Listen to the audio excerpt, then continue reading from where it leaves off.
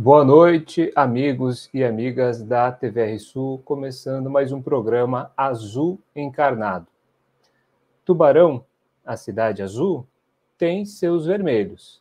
Vermelhos que acreditam em um país, em um estado, em uma cidade socialistas. Nós queremos encarnar, avermelhar e dar corpo ao socialismo aqui, neste azul. Meu nome é Léo Jorge Panegali, eu sou psicanalista e militante comunista. Esse programa, o Azul Encarnado, faz parte da grade da TVR Sul, a TV e rádio da classe trabalhadora do Sul Catarinense. Contribua com nossa TV comunitária através do Pix, que está aqui na descrição do podcast ou no canto superior da tela. Manda um Pix de R$1 com o texto Azul Encarnado. Não tem um pila furado na carteira? Então escute essa conversa e se alguma coisa aqui te enriqueceu a alma, compartilhe com aquela pessoa que você sabe que pode também se enriquecer dessas ideias. Pois o Encarnado é um dos braços do Comitê Popular de Lutas de Tubarão e região.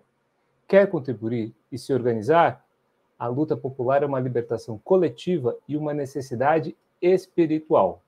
Mande mensagem para a gente pelo Instagram, @azul.encarnado ou no @tubarão à esquerda, que estão aqui na descrição. Hoje recebemos o professor da Faculdade de Direito da USP, Alisson Leandro Mascaro. Natural de Catanduva, em São Paulo, Alisson é um dos mais importantes pensadores críticos do direito no Brasil hoje. Além de contribuir com uma série de veículos do campo popular, com destaque para o portal 247, ele também exerce forte influência sobre os marxistas brasileiros. Uma de suas entrevistas, dada em 2020 para o podcast Revolution, até virou livro de bolso, publicado pela editora Lavra Palavra. Além de autor de títulos como Filosofia do Direito, Estado e Forma Política, em 2022, Alisson publicou pela editora Boitempo um livro de levantamento sobre a atual situação da crítica sobre o fenômeno do fascismo, destacando a ineficiência proposital do campo liberal, salientando a tradição marxista e colocando o socialismo como a única saída do atoleiro econômico, político e cultural em que nos encontramos. É sobre as ideias contidas em Crítica do Fascismo que trataremos na entrevista de hoje. Professor, como eu falei, o programa aqui é uma parceria, entre a TVR Sul, a TV comunitária e o Comitê Popular de Lutas da região. Então eu passo já a fazer a primeira pergunta, que é fruto também do Comitê Popular de Lutas. Uma das frases mais categóricas do livro me parece ser a citação que você recupera de Horkheimer, que diz, abre aspas, quem não quer falar de capitalismo deveria também se calar sobre fascismo, fecha aspas. Eu pergunto, por que quem não parte do anticapitalismo atrapalha a luta contra o fascismo? Mais uma vez, muitíssimo obrigado por ter aceitado o convite à nossa entrevista e seja muito bem-vindo. Obrigado, prezado Léo Jorge Panegali. É uma alegria falar a você e a todas e todos que acompanham esta programação e que se abeiram e participam desta caminhada de luta. De fato, eu resgato esta frase fundamental de Max Horkheimer em meu livro Crítica do Fascismo, para demonstrar que o escopo da luta antifascista não pode ser apenas a luta contra o fascismo. Esta luta contra o fascismo, ela é um movimento, ela é uma etapa, um pedaço de uma luta mais estrutural ainda, mais decisiva ainda, que é a luta contra o capitalismo, porque o fascismo é uma manifestação do capitalismo. Então, já de muito tempo, já de quase um século, na prática, há um século, nós temos um arcabouço de descobertas e proposições teóricas do marxismo que levantam uma compreensão para muito além das perspectivas tradicionais que criticam o fascismo. Nosso problema decisivo é a sociabilidade capitalista. Se uma pessoa não se sensibiliza com o fato de um ser humano ter nascido em uma classe distinta da outra, na classe trabalhadora, e ser explorada esta pessoa a vida inteira por um capitalista, se isto não a sensibiliza, não é só o fascismo o seu problema, a sua sensibilização não pode ser tão parcial, tão limitada, eu diria às vezes tão cínica, a ponto de somente se ocupar do momento dito extremo da reprodução do capital, mas não se ocupar nem se sensibilizar da reprodução, eu diria, cotidiana, ordinária do capital. Então, quem vê no mundo hoje um movimento como este de Donald Trump, que ocorreu nos Estados Unidos, ou mesmo do atual, do ex-mandatário do Brasil, este que saiu no final de 2022,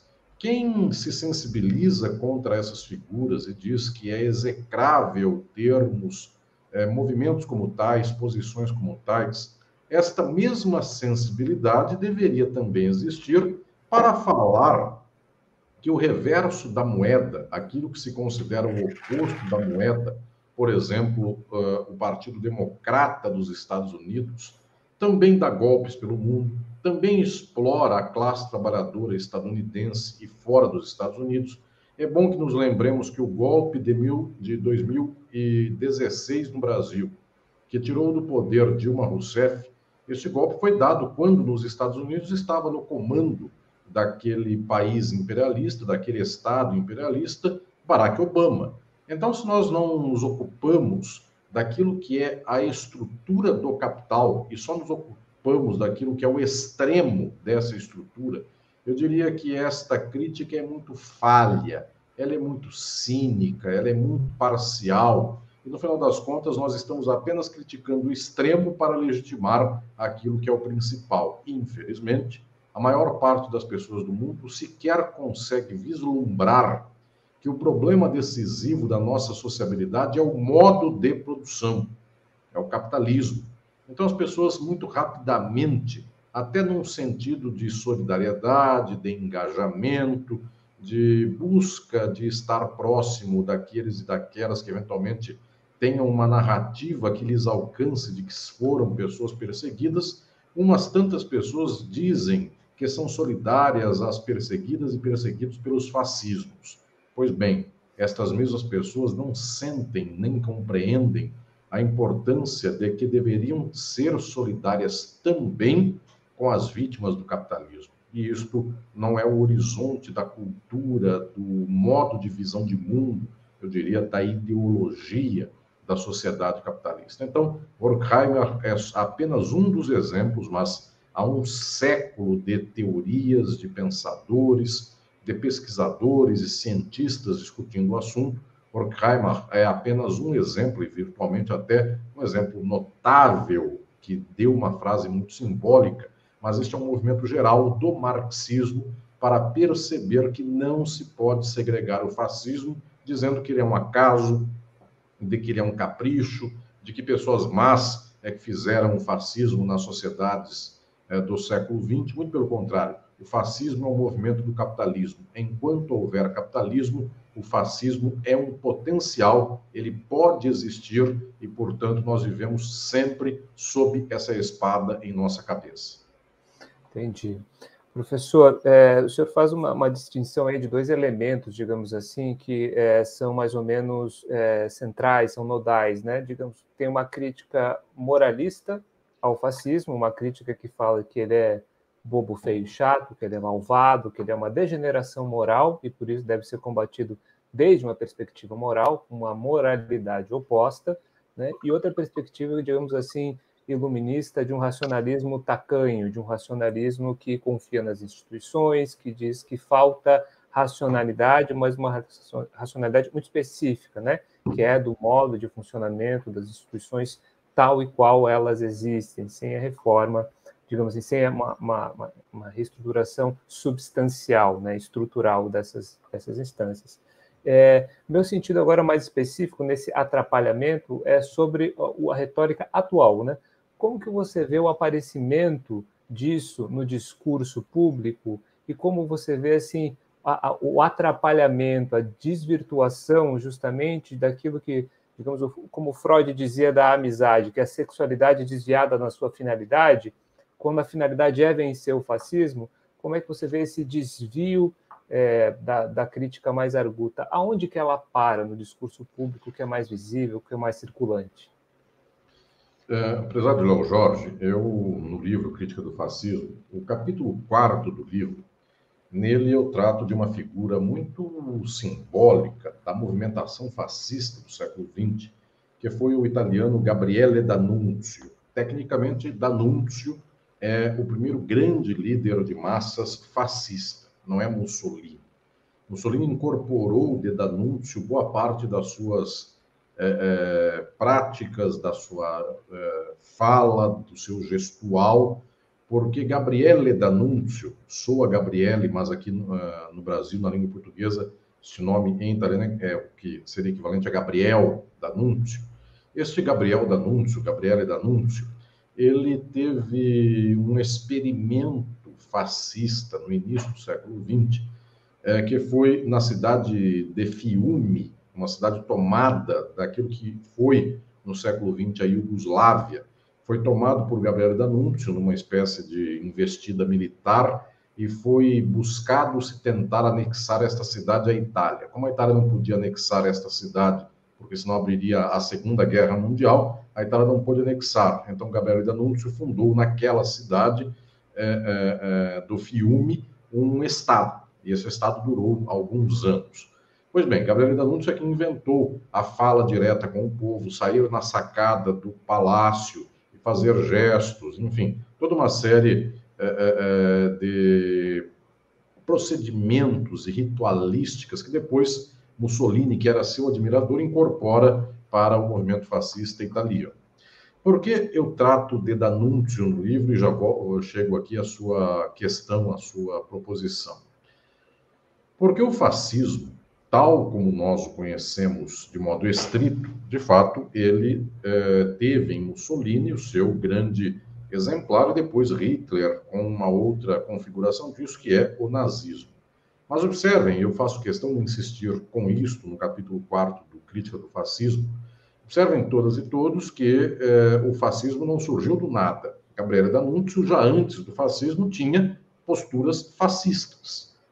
E isto, se quisermos remontar ainda ao século XIX, há muitos outros exemplos que também participam da mesma configuração. E também no capítulo 4º do meu livro Crítica do Fascismo, eu avanço no sentido de fazer um balanço da própria cultura marxista italiana para depois do tempo do fascismo, portanto, para depois da Segunda Guerra Mundial. A Segunda Guerra Mundial, no seu estertor, venceu o fascismo. Então, a guerra conseguiu ser vencida pelos antifascistas contra os fascistas italianos. Pois bem, eu lembro aqui, inclusive, aqueles que queiram se interessar para ler o livro, que este Crítica do Fascismo eu faço ser aberto com um poema, um trecho de um poema de Pier Paolo Pasolini, que se intitula, o mais conhecido poema de Pasolini, Le Ceneri di Gramsci, As Cinzas de Gramsci. E aqui no livro eu começo, inclusive, com este poema que diz assim: Ma che serve la luce? Mas de que serve a luz, a razão? A razão, quantas vezes, como no caso do fascismo, levou ao fascismo? Pois bem, e o próprio Pasolini, nas décadas de 60 e 70, 1960, 1970, ele alertava para o fato de que a Itália continuava fascista. A cultura do fascismo, ela não acabou. Ela estava presente, ainda que com uma argumentação atravessada, ainda que com alguma maquiagem, ainda que buscando falar que não era fascista para ser fascista. Então, o próprio Pasolini, em muitos textos, e eu aqui no capítulo 4º de Crítica do Fascismo, eu exponho esses textos, O próprio Pasolini relembra que o fascismo não acabou. Theodor Adorno, na Alemanha, também na década de 1960, e eu trato disso também no capítulo 1 do livro, Theodor Adorno também percebia que na Alemanha o nazismo não havia acabado na década de 60. A postura da direita, da extrema-direita, era presente na Alemanha, era presente na Itália. Acabou, efetivamente, o movimento organizado de Hitler e o movimento organizado de Mussolini. A cultura não acabou. A cultura fascista, nazi-fascista, não acabou. Isto para dizer que quando chegamos no nosso tempo, quando se vê Jair Bolsonaro no Brasil, Donald Trump nos Estados Unidos, um tal Orbán na Hungria, uma certa senhora que atualmente é primeira-ministra da Itália e que se diz neofascista, e figuras mais pelo mundo, muita gente fica surpresa e diz assim: puxa vida, depois do tempo do Mussolini, do Hitler, do Hirohito lá no Japão, do Franco na Espanha, então eis que surgimos novamente, eis que vimos renascer o fascismo. A questão é pior do que esta, porque o fascismo não acabou. Eu volto a falar aqui desta minha narrativa que faço sobre Adorno e faço sobre Pasolini, porque nas décadas de 60 e 70 eles percebem que as suas sociedades tinham novamente um reavivar fascista, nazista. Então não é algo que acabou em 44 ou 45 e que depois desse período inteiro tivemos uma longa temporada de não fascismo e agora isto vem pipocando. Muito pelo contrário, isto é uma manutenção, isto é uma conservação de uma latência do capitalismo que não acabou com a guerra. Nós acabamos com Hitler, com Mussolini, nós acabamos com, eventualmente, uma fala pública organizada do partido fascista e do partido nazista. No entanto, nós não acabamos com um horizonte de mundo que organiza fascistas e nazistas. Esse horizonte de mundo ele é tipicamente do capitalismo. Este horizonte, inclusive, falando agora da dimensão aqui psicanalítica, tocando nesse ponto, que é um dos pontos também centrais do meu livro, esta dimensão ela não é um suspiro de excepcionalidade de tempos fascistas.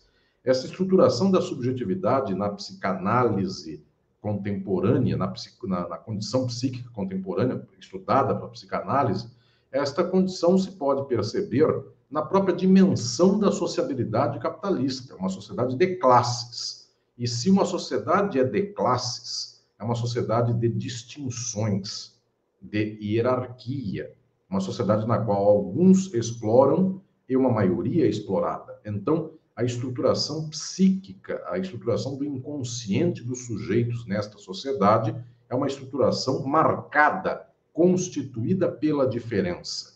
E esta diferença, inclusive, é estipulada, é estruturada, suas pulsões se constituem numa dimensão pela qual ser opressor é um elemento de gozo, ser oprimido é um elemento de sofrimento. Portanto, numa sociedade de exploração, as pessoas tendem a desejar ser exploradoras e tendem a desejar não ser exploradas. Mas, claro, o capitalismo é de 0,1% da população contra 99,9% da população. Se você me escuta e me acompanha neste momento, provavelmente pela estatística, você também está, como nós estamos aqui, nos 99,9% da população. Muito raramente o 0,1% na estatística dá aqui alcance para esta fala. Então, o que estou dizendo é que numa sociedade que é estruturada pela exploração, o desejo de explorar é muito patente, é muito presente, só que a maioria não explorará. Então, isso transborda para formas próximas e contíguas da exploração que sustentam a exploração burguesa da sociedade. Que formas são essas? As dominações, as opressões. Então, daí avulta o patriarcalismo, o machismo. Então, dado que um trabalhador é explorado pelo capitalista, se este trabalhador homem explora no âmbito doméstico o trabalho doméstico de sua esposa, aqui ele já se põe numa condição de ganho em face de uma terceira, sua esposa. Então, nós observamos que esta estruturação, que esta rede do próprio capitalismo, é uma rede que impulsiona, que leva a subjetivação a um horizonte pelo qual um grau de manutenção e de reforço de uma ordem de opressão e de dominação é altamente desejável pelos elementos, pelos indivíduos, pelos sujeitos que compõem esta tessitura social, porque, de alguma maneira, tem-se aqui a ilusão de que se perde de um lado, se perde na ordem econômica, se ganha na ordem patriarcal. Então, aqui há uma marcação de gênero, ou então também uma marcação racial, alguém que se presume de sangue puro. Então, observemos nós como é que a classe trabalhadora alemã embarca com grande ênfase e grande gozo nessa dimensão de dizer: sou explorado, mas sou de sangue ariano. O outro é judeu, seu sangue é impuro. Observemos nós como estas fantasias, na verdade, são constituintes de posições de subjetivação muito concretas, a ideologia no nível muito material e concreto, que faz com que alguém pobre bata em outra pessoa porque ela é judia. E isso tem aqui, portanto, um dado de materialidade ideológica decisivo. E nesse sentido, você tem aqui a figura do judeu, você tem, no caso dos Estados Unidos e do Brasil, a figura das negras e dos negros, uma marcação fundamental para uma certa subjetivação daquelas e daqueles cujo horizonte de vida é tão tacanho e cujo gozo desta condição tacanha pode ser, eventualmente, uma compensação por narrar, por marcar, por configurar o outro ou a outra como sendo negros e negras, negro e negra. Então, esta dimensão é decisiva. O capitalismo sempre é estruturado em classe. Se ele sempre é estruturado em classe, ele sempre tem, junto com esta noção, classe é exploração. Uma classe explora a outra. Isso é uma condição econômica. Mas exatamente esta condição econômica traz junto consigo uma série de elementos que compõem um quadro geral. A exploração também é dominação. A exploração também é opressão. De tal sorte que, nesse contexto, para este conjunto geral da sociedade, que é marcado pela desigualdade, é marcado pela distinção de classe, quantos mais marcadores puderem constituir diferenças relativas e específicas, isto perpassa, então, uma espécie de estruturação da formação social e, por causa disso, podemos até não ter a mesma marcação que tinha o nazismo e que tinha o fascismo, até porque os dois não eram totalmente iguais nas suas marcações de opressão, nas suas marcações que levavam contributos à exploração capitalista. A Alemanha, sim, apresentava na sua estruturação ideológica, uma narrativa racial, racialista, muito pronunciada. A Itália tinha esta marcação menos pronunciada. A Itália não se organizava nesses termos. A movimentação inicial de Mussolini foi para combater os trabalhadores, os socialistas, os comunistas. A mesma coisa na Alemanha. Mas na Alemanha despontou também, de modo muito prevalecente, a marcação racial, de um tal sangue puro ariano contra um tal sangue impuro judeu, que depois, inclusive, por conta da geopolítica de associação entre Alemanha e Itália, a Itália também se prostrou a esta condição e também fez perseguição racial a judeus. Mas a marcação mais decisiva era na Alemanha. Então, o que estou dizendo é que este movimento que se deu por lá, ele pode se dar de outros modos e com outras variações em qualquer lugar do mundo.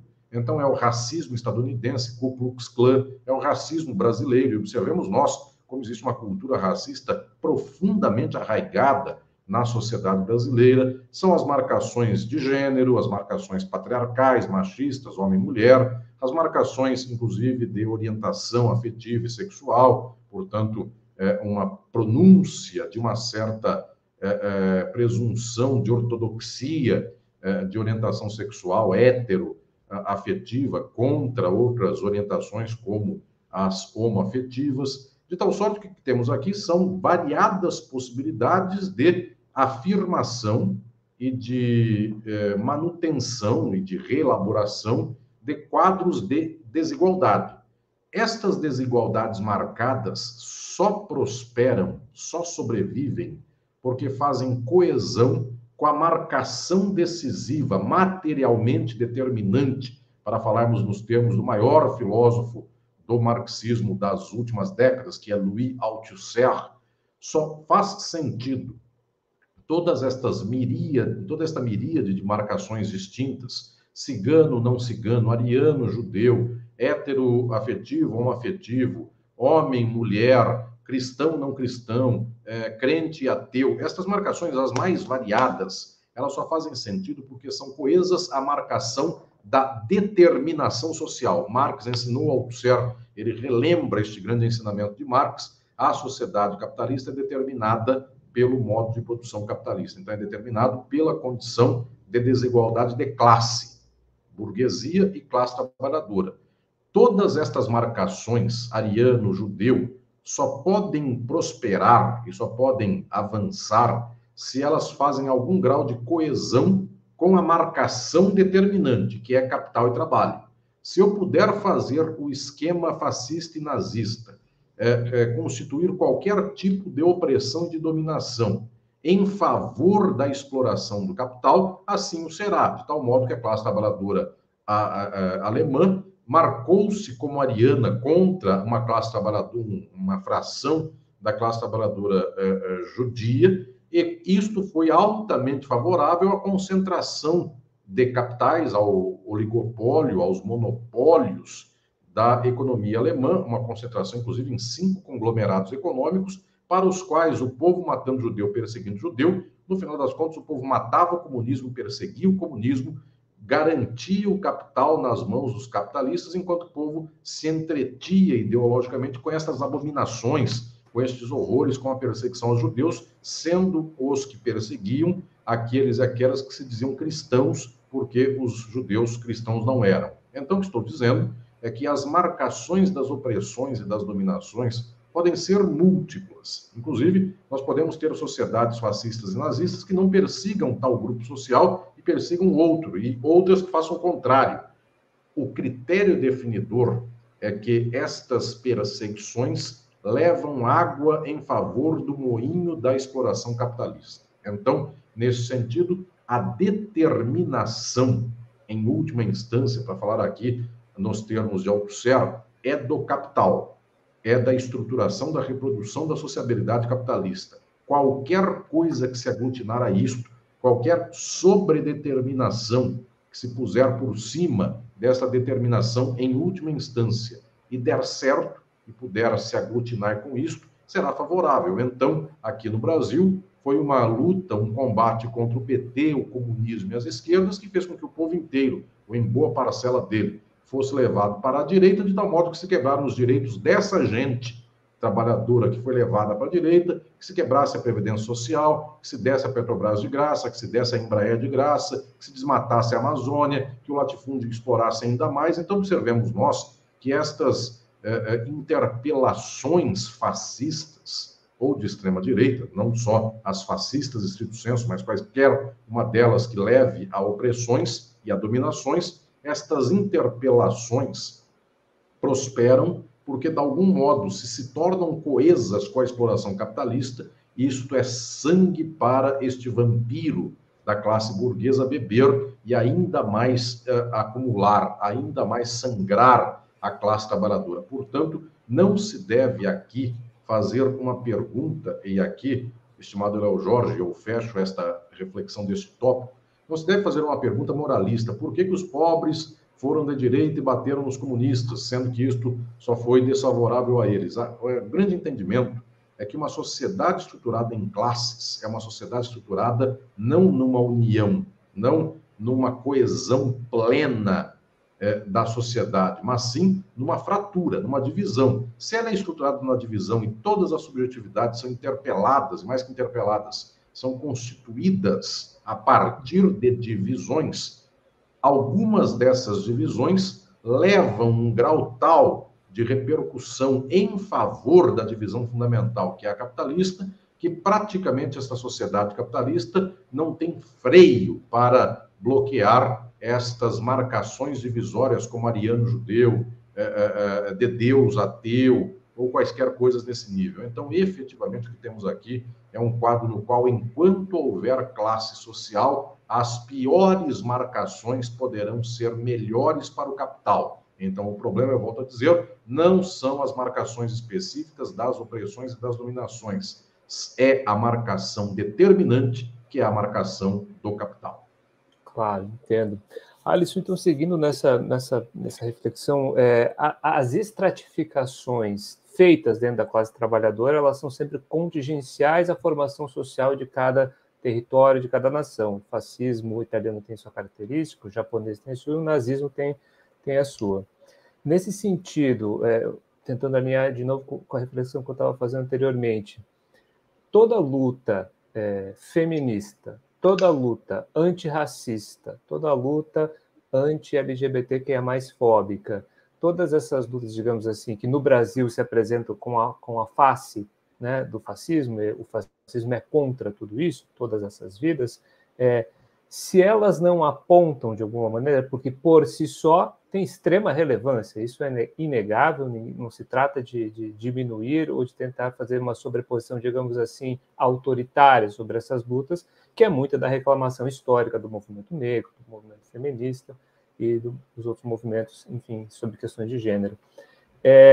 Mas se essas lutas elas não são anticapitalistas, se o anticapitalismo, se a questão de classe não está muito bem intrincada, organizada, colocada, né, de maneira central, inclusive como instrumento de coesão entre as lutas, essa luta ela pode levar ao que, digamos assim, a teoria um tanto trotskista, mas, enfim, de uma revolução traída, digamos, emancipamos as mulheres, né? Os negros chegaram ao topo, né? As sexualidades estão aí para ser livremente utilizadas, mas são Uber, são, enfim, diversas outras profissões assim que exploram a si mesmas de alguma maneira. É um aspecto importante, digamos assim, é uma luta que pode trabalhar contra quando a luta é emancipatória, dessa estratificação de classe. Ela não leva em si a crítica anticapitalista, ela trabalha em favor de, logo lá na frente, né? Depois do Reagan veio o Trump, né? Veio o fascismo, digamos assim, na sua tentativa de colocação. É isso que ela constrói? É essa abertura que ela se coloca? Ou digamos, podemos levar em banho-maria, morto, não fazer tantas interpelações do ponto de vista da luta de classes a essas lutas e esperar um momento mais oportuno? Elas podem levar por si mesmas a uma emancipação da crítica do capital. O prezado Leo Jorge tomou aí o dístico de Trotsky para falar, seria uma revolução traída. Pegando, inclusive, em termos melhores, seria, na verdade, uma reforma traída, porque, obviamente, as lutas das mulheres, as lutas das negras e negros, do movimento LGBTQIA+, dos povos originários, tantas variadas lutas, elas, via de regra, no horizonte contemporâneo, não se apresentam, nem se reclamam revolucionárias. Então, não há uma revolução traída, porque não há sequer revolução, não se trai aquilo que não se predispôs a prometer fazer. Portanto, dado que aí não houve nem sequer, como diziam os italianos, e promesse spose, nem houve a promessa de casamento, também não há traição. Portanto, na verdade, a traição que há nesses casos é a reforma, porque a promessa de reforma, portanto, é outro grau, não chega nem a análise aí do Trotsky. Trotsky, inclusive, que trato também no capítulo 2 aqui do Crítica do Fascismo, suas análises sobre o fascismo. Pois bem, mas há uma reforma traída? Sim, porque este horizonte é o horizonte decisivo. Quando se movimentam setores sociais para uma espécie de remendo que é impossível de acontecer, trata-se de uma reforma traída. Então, nesse sentido, nós observamos que muitas lutas de representatividade alcançam a representatividade. O que quer dizer a representatividade?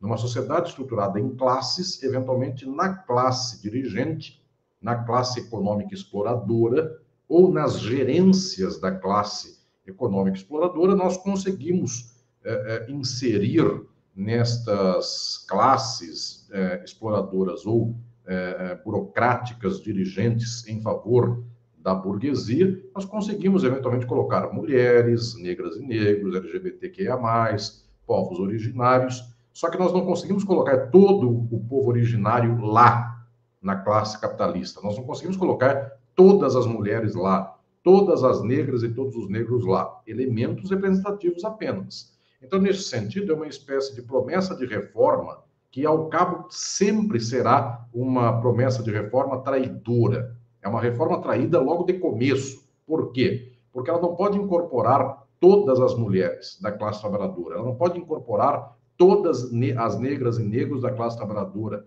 todos e todas LGBTQIA+.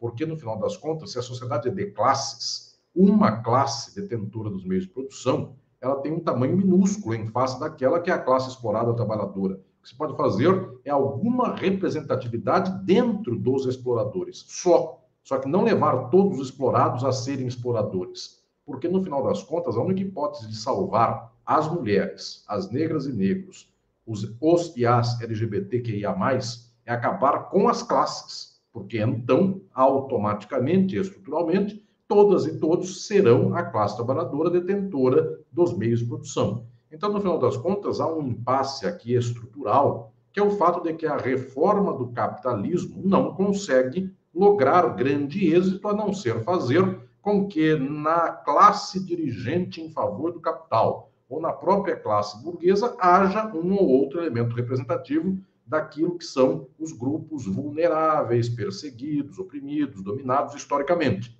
Só que não todos os dominados e nem todos os oprimidos e nem todos aqueles que têm uma história de perseguições se levantarão e sairão desta condição, porque o estrutural é uma condição de classe, e esta condição de classe sua exploração só acaba quando acabar a própria classe, quando acabar o capital. Eu tive a ocasião de orientar a tese de doutorado da minha querida orientanda Thaís Leite, que é este livro Crítica ao Feminismo Liberal, Valor, Clivagem e Marxismo Feminista. Thaís Leite hoje é uma expoente de uma reflexão crítica, inclusive, sobre as lutas feministas.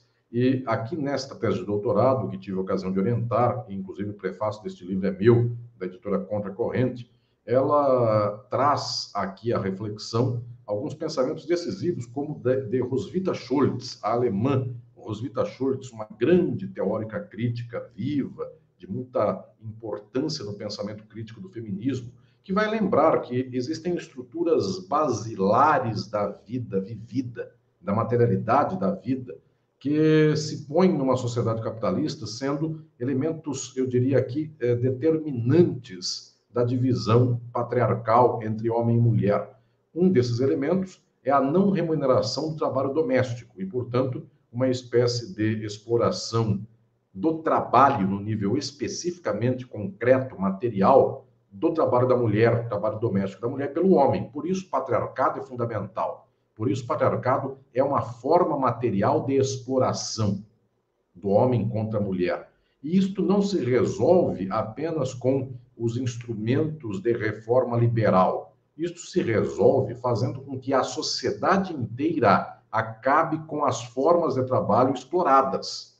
Portanto, se eu acabo com a exploração do trabalho, nenhum trabalho é assalariado, nem o da casa, nem o de fora de casa. É outra lógica de tomada de meio de produção, controle da produção e acesso aos bens da produção. Portanto, nesta outra lógica, a reconfiguração, inclusive, do que é lar será muito grande. E, inclusive, será a reconfiguração de quais são os vínculos que jungem homem e mulher, ou que fazem se relacionar homem e mulher nesta sociedade. Só que esta transformação só pode acontecer com o fim da exploração da classe trabalhadora, com o fim do trabalho assalariado, com o fim da forma valor, com o fim da forma mercadoria. Portanto, a dimensão decisiva é a dimensão do capital. Esta dimensão liberta, inclusive, grupos e espaços e condições e frações sociais historicamente oprimidos, historicamente dominados. Então, o que estou dizendo aqui, Thaís Leite é um exemplo disso, Roswitha Schultz é outro exemplo disso para a crítica ao feminismo liberal, uma crítica marxista ao feminismo liberal, é que não é o fato de que estas lutas estejam erradas porque não queremos que elas aconteçam, é a forma da luta a questão. Tanto queremos a luta que nós queremos que não haja mais exploração de trabalho, nem dentro de casa, nem fora de casa. Porque é quase aqui uma quadratura do círculo. buscar acabar com a exploração do trabalho dentro de casa, sendo que ele existe fora de casa. Portanto, a luta é muito mais execuível, ela só é factível quando ela for a luta pelo fim das explorações, dentro de casa e fora de casa. Quando, inclusive, as manifestações do afeto, da sexualidade, não tiverem mais uma dimensão de controle econômico, porque a monogamia é uma forma pela qual o capitalismo dá uma espécie de espaço para a resiliência dos explorados, para o espaço no qual um explorado com uma explorada, ou formas alternativas, mas mantendo este horizonte monogâmico, ainda que um pouco maior que monogâmico, mas quase sempre uma forma muito atômica do cuidado econômico de si, fazendo com que os explorados do mundo obrigatoriamente cuidem um da outra, a outra de um, ou então ele com ele, ela com ela, ou então 5, que é raro, mas enfim, um agrupamento um pouco maior que isso, e seus filhos. De tal modo que se um pai e uma mãe não têm comida, o filho também não tem. Ou seja, esta dimensão pela qual cada qual se amarra com alguém para poder viver a vida econômica, aguentando a exploração, aguentando a falta de comida, aguentando a falta de remédio em dois, é exatamente contra isso que nós lutamos, em favor da libertação em face desse quadro.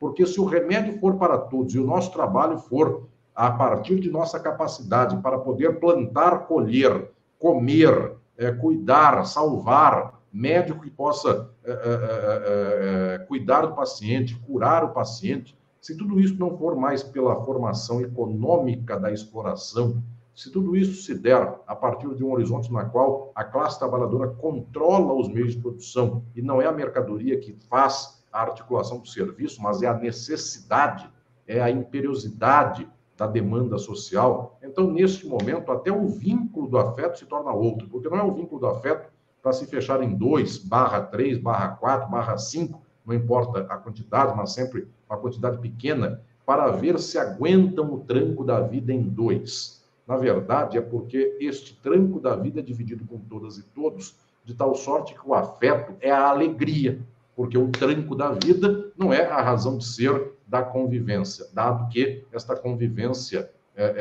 este tranco da vida passa a ser um tranco de todas e todos e, portanto, um compartilhamento da riqueza. Observemos nós, até se quisermos salvar plenos afetos, nós temos que mudar o modo de produção, porque neste modo de produção, no qual o sofrimento, a exploração, a dominação e a opressão são suas características, se quer um afeto apenas por afeto, nós conseguimos ter nesta sociedade. Tudo é atravessado pelas fragilidades, interesses, dificuldades, ou então impossibilidades desta mesma sociabilidade. Claro. Alisson, um apontamento muito frequente é de que no mundo todo a gente vê o fascismo aparecendo como alternativa. Cada oposição de direita cada vez mais extremada. Há uma exceção. A exceção são os países socialistas. Salvo engano, até onde me alcança a ignorância, eu não sei de um movimento fascista ou fascistizante na China, em Cuba, no Vietnã, no Laos ou na Coreia Popular, que são países que tomam a si mesmo como em transição socialista.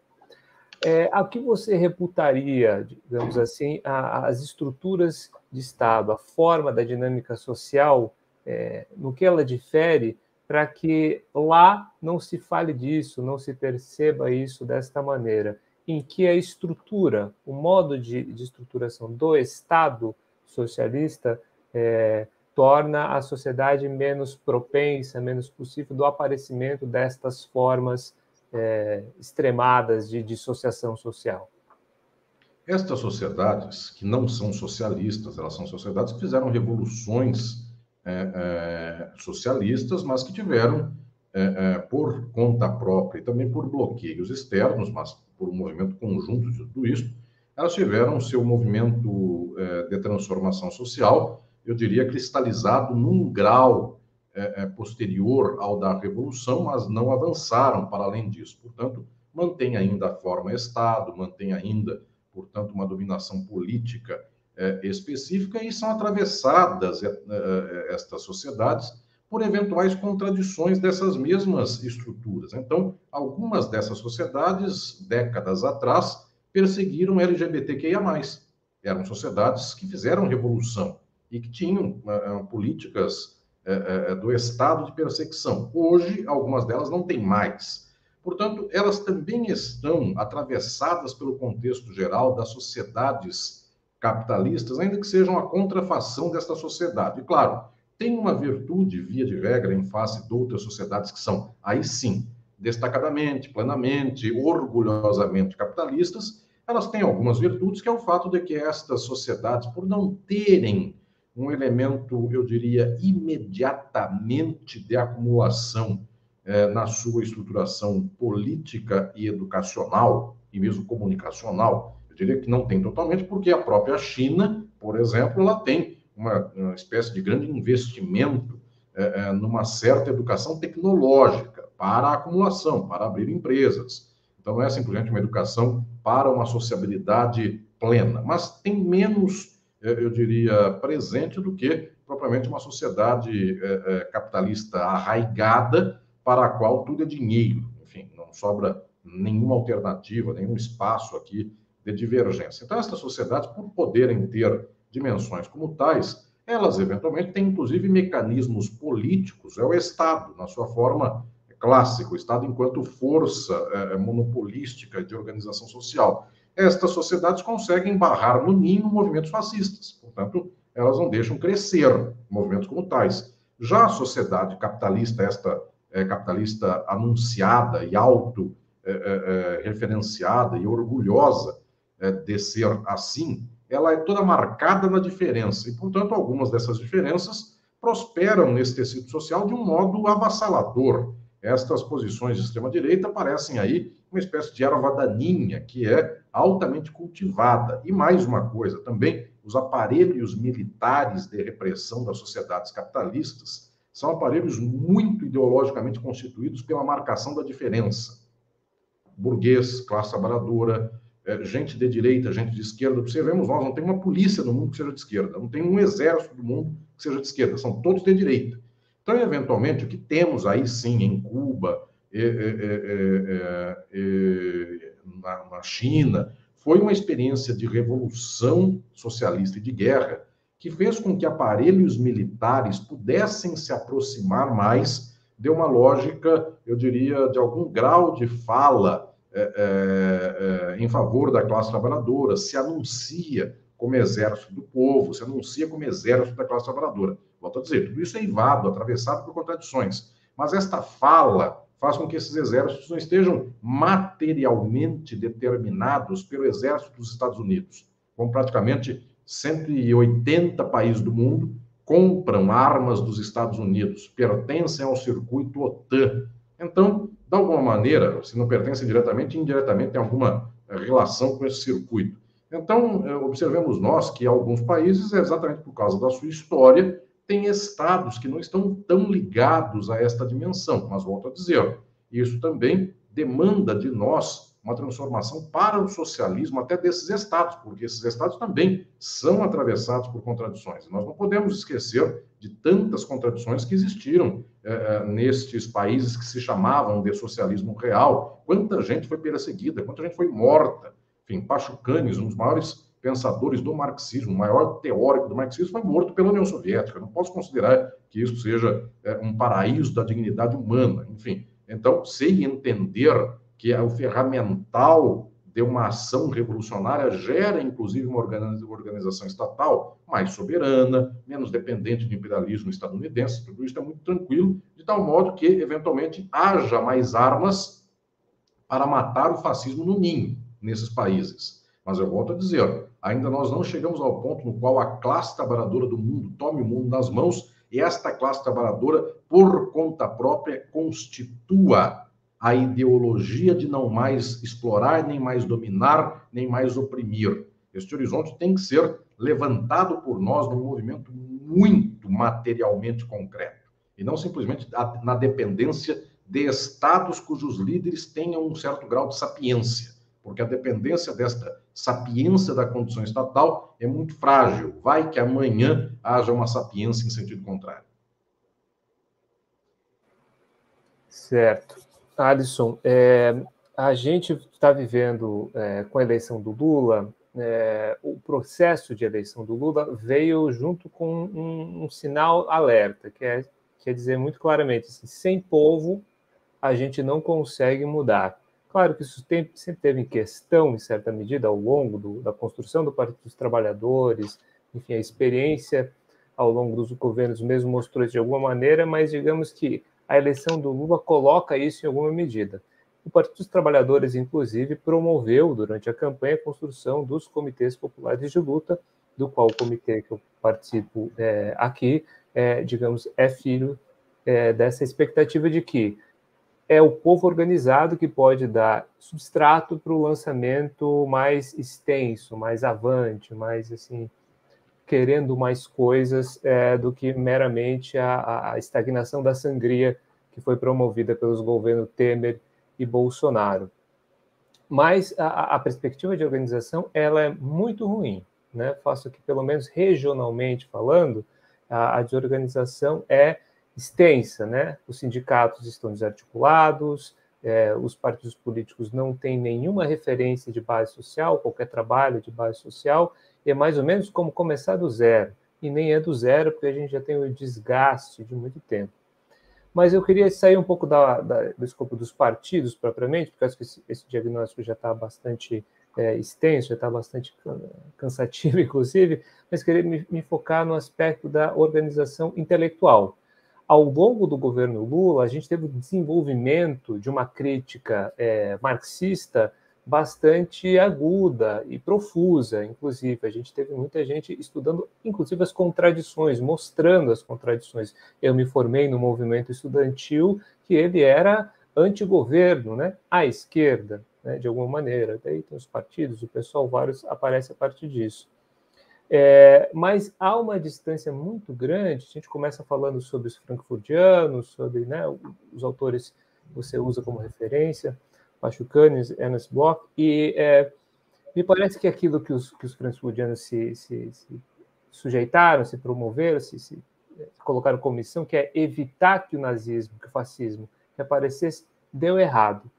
Nessa linha, nessa ligação entre o desenvolvimento teórico, o desenvolvimento intelectual e a organização social que esteja, digamos assim, a par e passo, esteja sintonizada com esses entendimentos, né?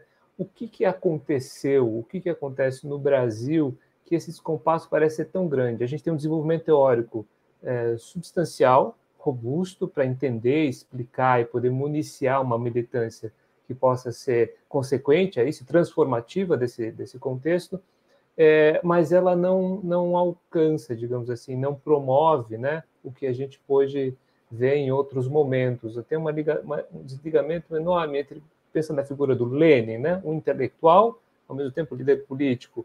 A gente tem essa desconexão. Por que você acha que isso aconteceu no Brasil ao longo dos últimos anos? Prezado Léo Jorge, nós não temos um movimento intelectual robusto no Brasil, revolucionário. Nós temos um movimento intelectual robusto no Brasil de centro-esquerda, aquilo que eu chamo de esquerda liberal. Então, isto é o que domina o ambiente intelectual e político do Brasil desde a década de 70, 1970 e 1980 até hoje. Os tempos do pós-fordismo são tempos de esquerda liberal, fazem par aqui com o Partido Democrata nos Estados Unidos, com a chamada Terceira Via na Inglaterra, com uma espécie de pálida posição de esquerda na Europa, outros países da Europa e situações mais tais. Portanto, eu não diria que os anos Lula, inclusive, que foram de uma importante até expansão das universidades, tenha expandido um pensamento crítico. Pelo contrário, as universidades privadas eram técnicas, as públicas também eram técnicas, e a parcela, a fração das universidades públicas que não era técnica, era dita crítica de humanidades, é de esquerda liberal. Portanto, não há nenhum horizonte aqui que se anuncie de modo revolucionário ou de pensamento contra o capitalismo. O que há é um movimento residual contra o capitalismo, portanto, há na universidade, isto é claro, isto é bastante visível, só que esse movimento, via de regra, ele foi perseguido pelo PT na sua história. O PT, em toda a sua história, se anuncia contra o marxismo, ainda que alguns elementos, ainda que alguma fração do PT até fale do gosto por Marx, do gosto pelos símbolos marxistas, mas na prática o acordo, a reforma, a contenção são os dispositivos políticos do próprio PT. Observemos nós, começo de 2023, a cálida posição do partido e do governo em face dos militares, enfim, e a nomeação de um elemento de defesa dos militares para ser ministro da Defesa. Então, não é um movimento de ataque, nunca foi, não tem demonstração nesse nível.